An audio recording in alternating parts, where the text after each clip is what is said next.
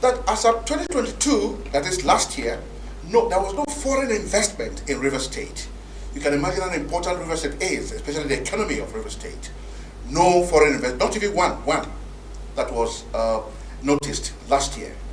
And then when Governor Fubara took over the reins of power in River State, many believed that the narrative would change and that Governor Fubara, as a technocrat and as a young and vibrant man, would be able to change the narrative for the better.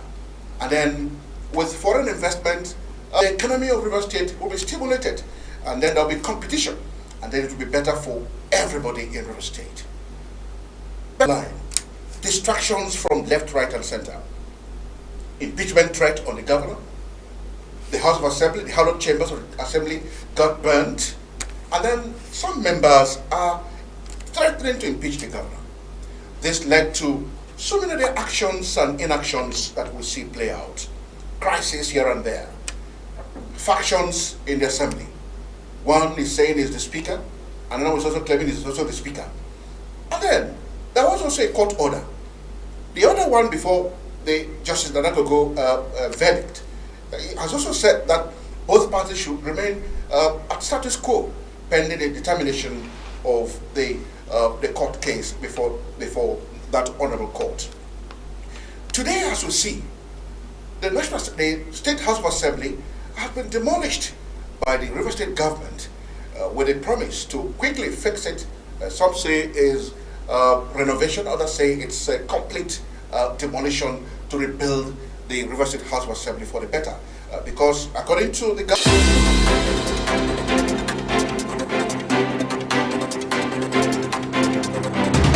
on every Thursday of the week, this seat beckons at those who superintend over institutions of government, be it politics, economy, personality, or even social-religious life, to give account of stewardship of what leaders have done or doing with the resources allocated to them at all levels and spheres of life. Watch Stewardship on Rstv every Thursday at 12:30 p.m. Stewardship with SNB, a point-blank approach to TV journalism. If you have just joined us with SNB from the studios of Rstv here in Port Harcourt, you can watch us on GoTV channel 142 and Star Times channel 113. You can also go to our social media, Facebook at Rstv channel 22PH, and then at Facebook, and Twitter, that's X handle at Rstv 22PH online. And then on YouTube, same address at Rstv online. And then we will, in due course, display our telephone lines for you to directly connect to the studio and have your say. Because the conversation here is not for I and my guest, but you also will contribute immensely to the progress of the program. And so today on the program, I have with me Honorable Dr. Friday Gogo Ogute Isaiah, former Caretaker Committee Chairman and on a local government area.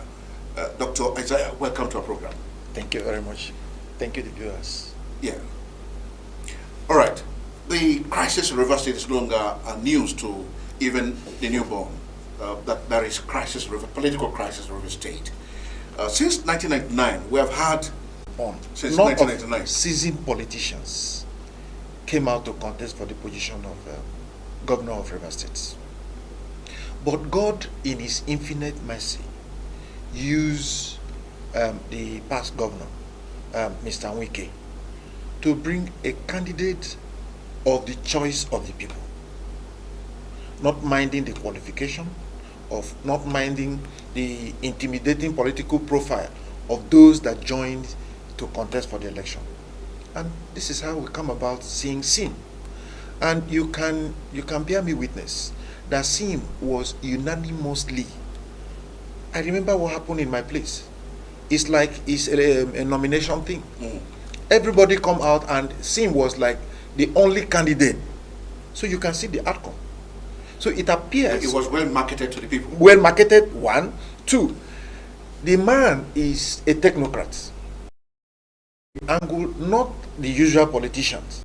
It came from the angle of a technocrat. And the people buy into the idea. He has served from the scratch, to where he is before he was seen. And the people look at him and say, this guy is level-headed. He's a young guy. He's not the normal politicians we normally see. and people key into it and voted for him massively. So in his own case, there wouldn't have been anything like, of course there is none. We experienced this political crisis of recent after he must have been sworn in. After he must have been sworn in, all of a sudden, we wake up one morning and begin to hear that Assembly want to pitch him. And we're asking, what is the reason? And all of that. Now, in what ways have the political transition crisis affected River State before we delve into the real issues of today? Yeah, for now, we know that we have crisis. It's normal in politics. Like I said, it arises as a result of interest. You have your own interest. You have what you want to offer to the people. I have my own interest. So at a point, all of us melt into political platform. And this interest clash. It clash and transcend to election and even post-election. That is why we have all this problem. But it's normal in every politics, even in the Western world. Has it affected development of the state? Somehow, yes, it could affect development if not properly managed. If not properly managed, it can affect development. Like during the period of Nwike from Amechi, we saw what happened. There were development, but there was crisis. There were development all over. Nwike did what he has to do.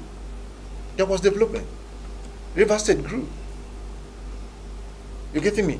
So if properly managed, it wouldn't hamper development in the state because it's normal. It's normal. What are the major factors responsible for this crisis? One, greed, immaturity on the part of those living power. Okay, inability of the predecessors to accept their new role in society. And then, is it megalomania or attachment to power? Which do you take? Well, I will subscribe to attachment of power. Attachment? Yes, to power. Because you want to live. You are somebody that have been covered through siren. You are fenced with security. But power is transient. Yes. It's transient. It's not forever. It's only when you have. It's only when you build that mentality that you can allow it to go easily. If not, a lot of people that wants to exit power don't want to exit power because they have tested it, and they discover that if I exit, those paraphernalia attached to my office will no longer be there, and how will I go? So greed set in.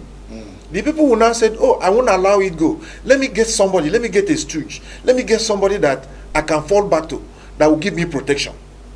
And greed set in. Is that the case in River State? It's almost everywhere. It's almost everywhere.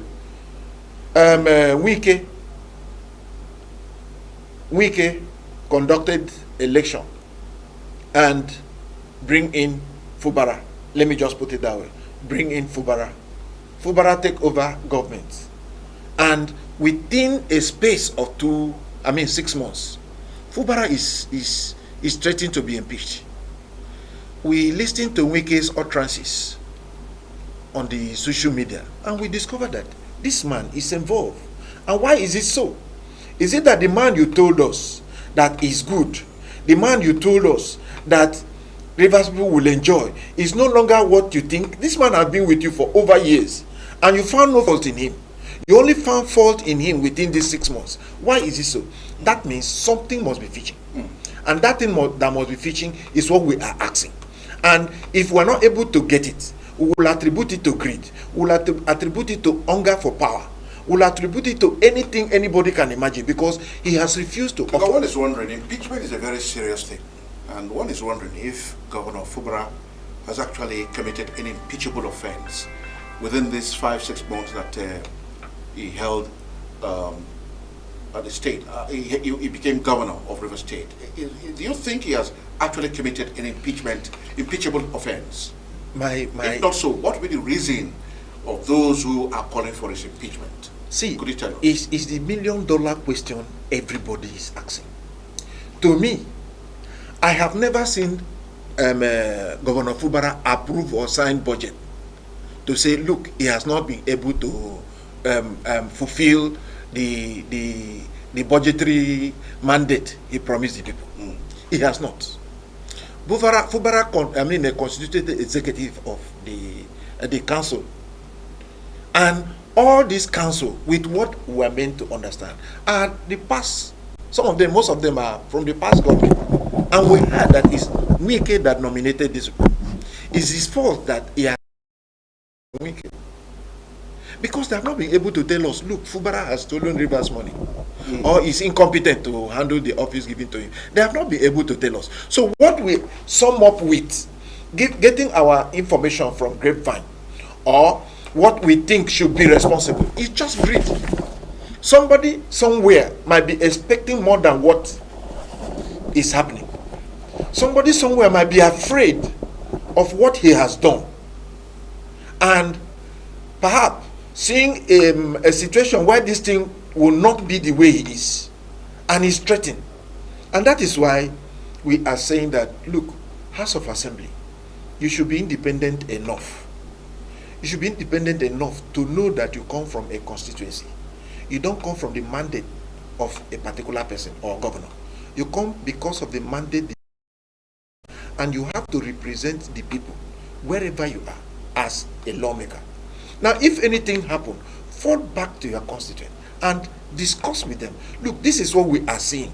Call a town hall meeting. This is what we are seeing. The governor you elected is no longer competent. He's no longer. He's told he did that. He did that. Tell us the offense. It is the people that will say, look, because of this man has done. Go and remove him on your own. Overlook the mandate of millions of Rivers people and come up to tell us, look, we want to impeach this man. It's not done anywhere. It's perhaps you have asked the man to give you what the man cannot give. And that was why you zero into... So in the thinking of the political class and Rivers people, Governor Fubara has not committed an impeachable offense. Up till today as we are talking, not even Mr. Wike himself had been able to say, this is what Fubara did. Not even the outgone speaker, Amewule. Not even any member of the 25 deposed assembly. Oh, now it's 25. 25 deposed. 27. Yes, Ireland is 25 now. Now, none of this... What's up to that too? They are yet to tell us. Okay. They are yet to tell us. We hear they have reneged or something. Perhaps. All right, go on. So, none of them have been able to go back to their constituents and say, look, this is what we discovered, like I said. This is what we discovered this man you elected has done. None of them. So, the whole process of impeachment is done out of malice. It's malicious. Oh, really? Yes. Because you have not been able to tell us... No. When you say the whole process of impeachment was done out of malice. Malice. Why was there malice? That is what we are asking. This is a system that brought him to power. To power. So, and the same system now is saying, look, you cannot be there. No, we are asking the system. Why was it so that you cannot be there? Why is a system that brought him to power is saying that you cannot be there? What is the reason? We want to know the underlying reason. This is why I'm trying to explain now. The underlying reason could be attributed to greed. It could be attributed to, look, this man is not giving me what I want. Because you see the man as somebody you brought. You are not seeing the man as somebody that is representing the entire Rivers people. You are not seeing the man as somebody that the entire Rivers people voted to that office. You are seeing the man as somebody, look, I brought you. I boyfriend from you. I make you to be this. I make you to be that. Yeah, that is the angle you are seeing them. But this is wrong. We're in a democracy, for goodness sake.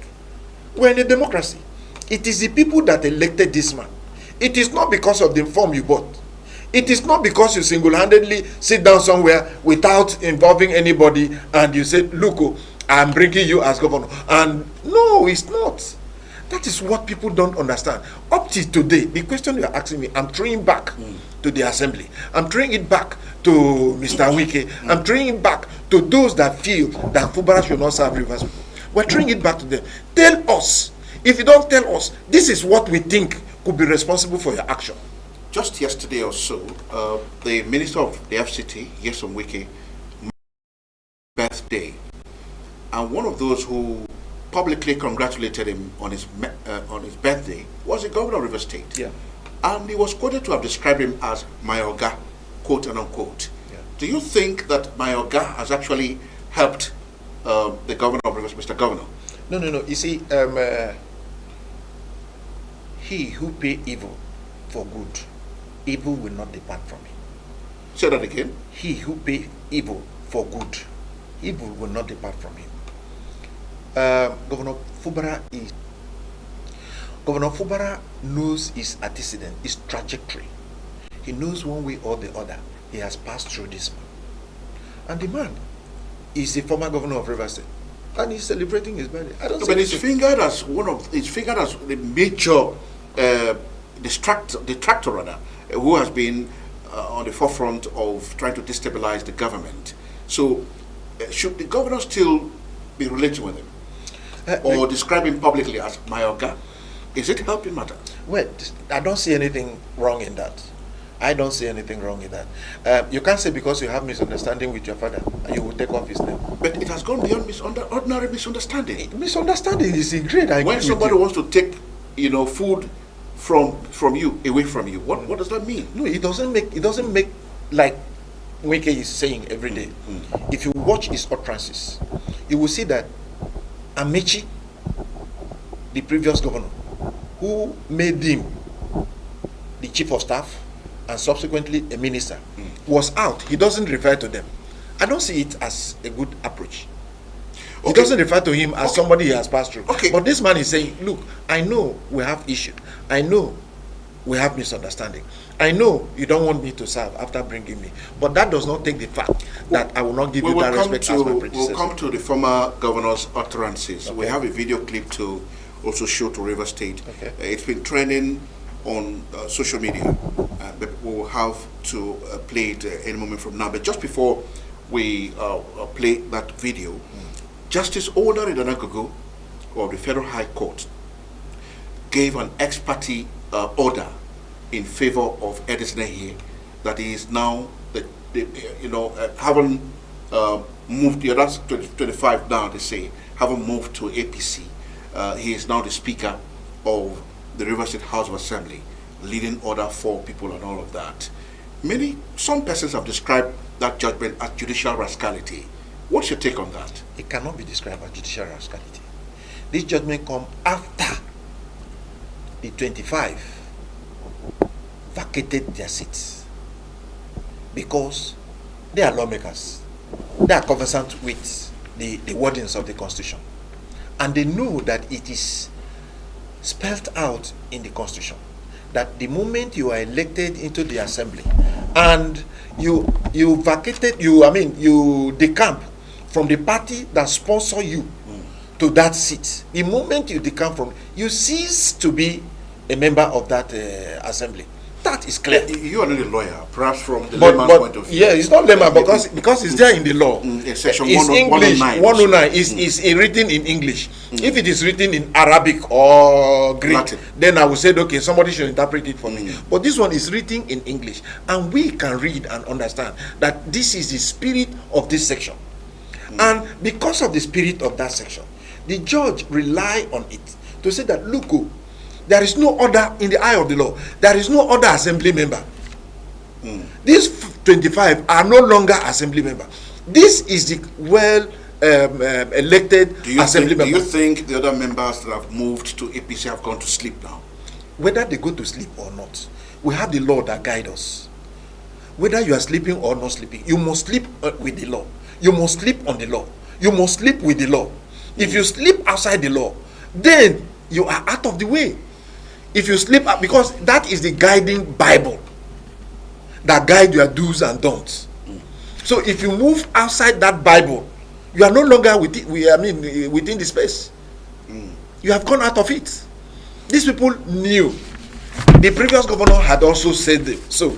He has sued some people to court for stealing mandate of the people to another party. All right. Okay, talking about the utterances of former governor of Rivers State, now Minister of the FCT, let's take a listen to him.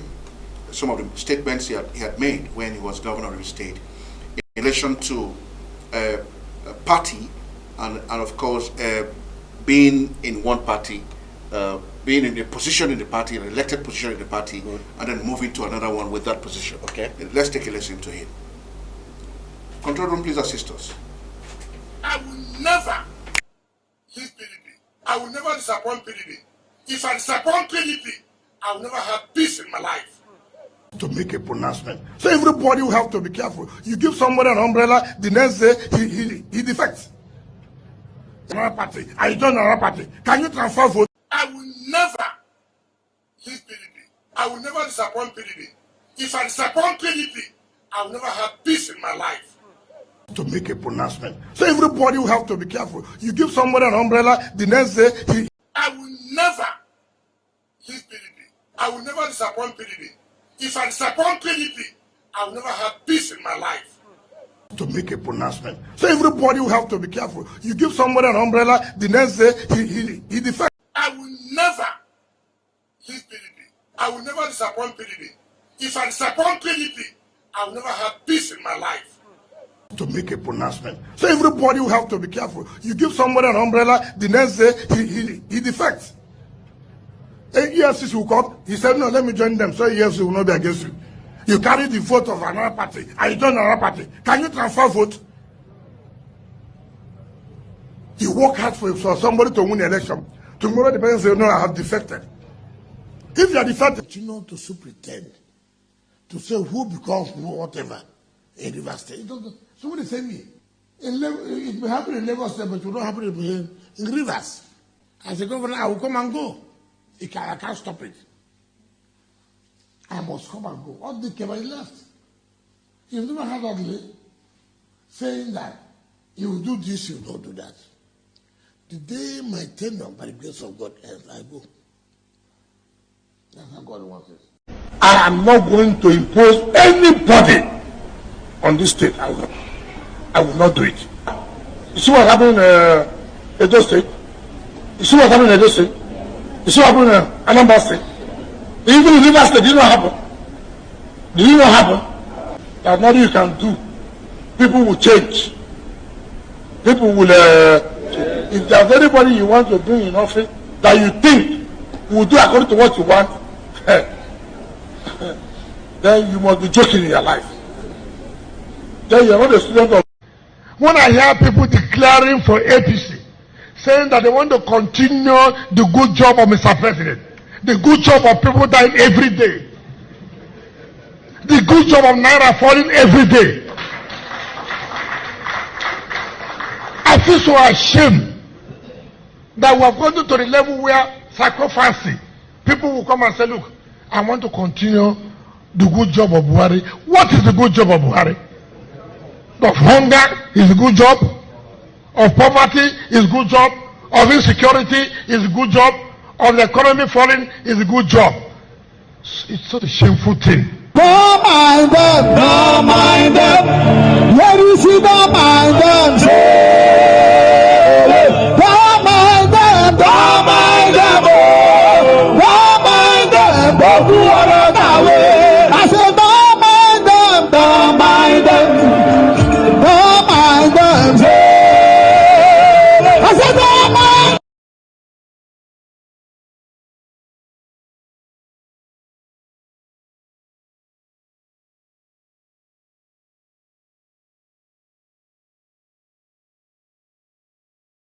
That was the former governor of River State, Yeson Wike, now Minister of the FCT.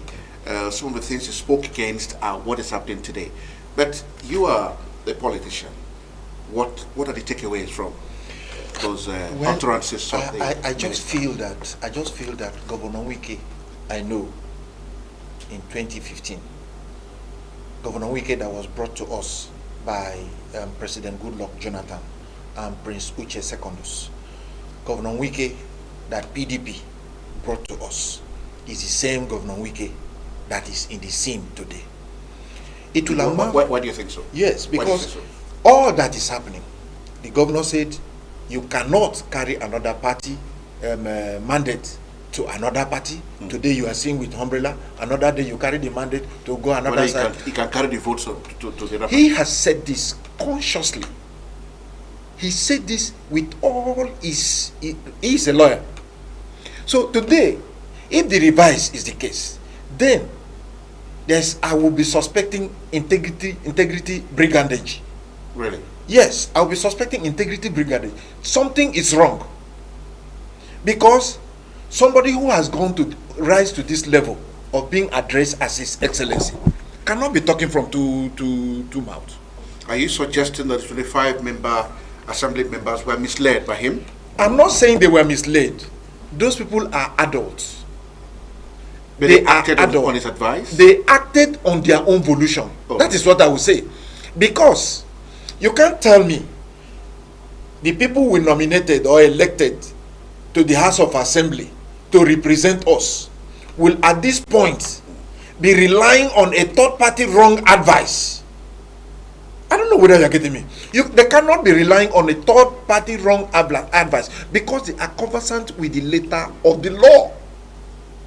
They are aware when Barrister Wike said something like this before now. They are the same person. If they were aware. Yes, because the same person that said, look, you can't do this. The same person is coming to tell me, look, go. And I will succumb. It means there's something wrong with you. That's what bugs everybody's mind. Yes. Now, what I'm saying is that you said they did it on their own volition. I suspect but so. We understand that he calls the shots for them. That would be on until they come out to tell me that they are not using their senses. The assemblymen I'm referring to.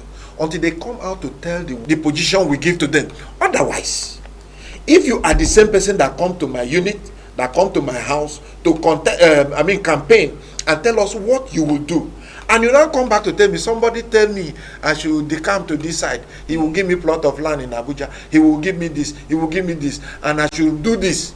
So the same person can tell you, go and kill your people, and you will go and kill them because you are not acting on your own thinking. You are acting on a third-party thinking. So you will be subjected to psychiatric tests.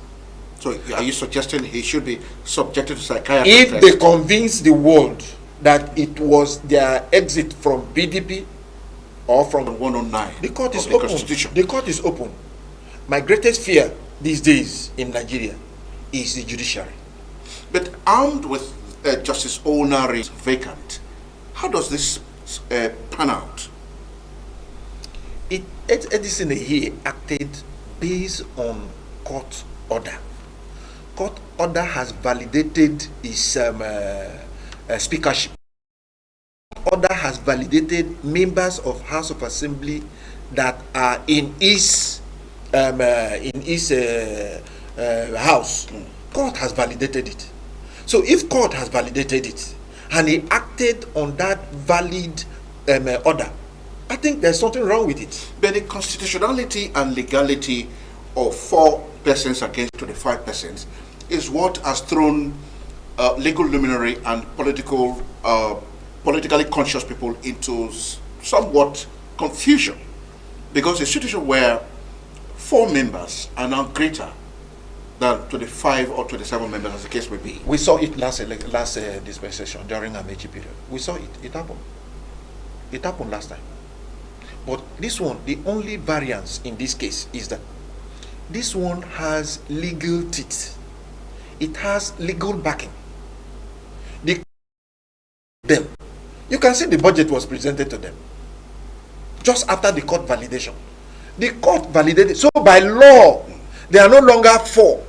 They are members of the well-elected, constituted member of the Rivers State House of Assembly. By law. That is why they are not calling only Rivers people. They are the other people. Exited their position. That is why we are calling on INEC.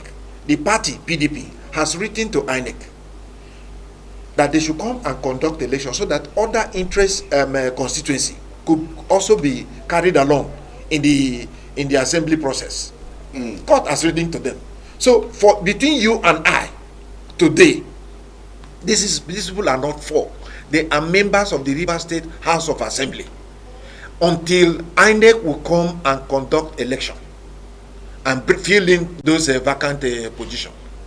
So for now, there are 4, not 4. Dr. Isaiah, you recall that just yesterday, the River State government began the demolition of the River State House of Assembly complex. Sorry, let me cut you in. River State government did not demolish River State House of Assembly. Who demolished it? They didn't even demolish it. What happened? What happened there? This House of Assembly. I'm coming. Social media is awash with demolition. Well, everybody can carry. We saw bulldozer on national television. Good. Everybody can carry building blocks. Anybody can carry the story depending on the angle they see. Renovation, you and I, who are in the system, we know that even the previous administration, during commissioning of the House of Assembly members' quarter or house, Wike openly said it, that the House of Assembly complex is no longer fit for office use. He said it. If you go into that place, you see leakages. So if the government had come and said, look, some months ago, we had an attack on this complex. This attack has laid integrity challenge on the building. So if that is true, that means this building has to be reconstructed. Are you getting me? Because the building has to be reconstructed. And that is the thing that is going on. I don't want you to use the word demolish, but if you say renovation, in renovation, if there is any part that is cracked, they will bring it down. Of course, there are experts that are handling this renovation process. The engineers are there. Any part of the building that is not habitable or is no fit, they will bring it down. So let's allow the engineer this project to handle it. Whether you call it renovation or it is demolition. Some persons have called it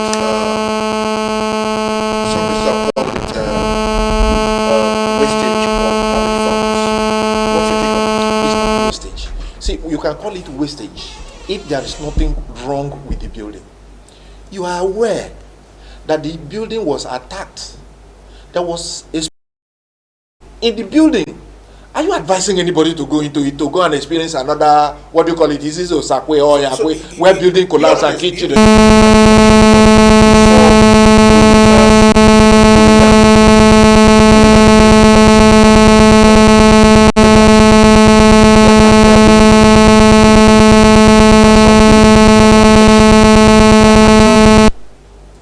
From the road, just to make way for government policy, for government project to commence.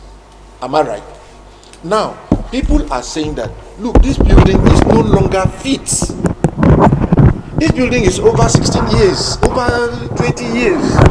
It's no longer fit for the assemblymen to sit there. The toilet is not working. The roof is leaking. They need to carry out major renovation. And because of this major renovation, that was what you see going on. It's not a waste, it's maintenance. All right. I can see the telephone lines buzzing. Our viewers are trying to reach us. We promised earlier on that this program cannot be complete without you watching us, because with you, we can make a huge success on the program. So we'll now begin to take your calls. You can call us in via the telephone line that is displayed on the TV set. Call us and have your say on the happenstance in River State that has bedeviled River State as we speak today. And my guest is Honorable Dr. Friday Gogu Ogute Isaiah, former Caretaker Committee Chairman, and he's been talking us through a wide range of issues. We have a caller here. Hello, good afternoon. Good afternoon. Good afternoon. Your name and where are you calling us from, please? My name is Tony. I'm calling from Port Harcourt. Your name is what? Tony. I'm calling from Port Harcourt. Okay, Tony, thanks for joining us. Yeah, this is the Honorable Girl. Compliment of this evening. Thank you. Yes, my points are, I have two questions. One, your guest there was an honorable member before. You have got chairman before. Yes. Is it not the same reality to face that the person that brought into power? Is it not what? Say that again.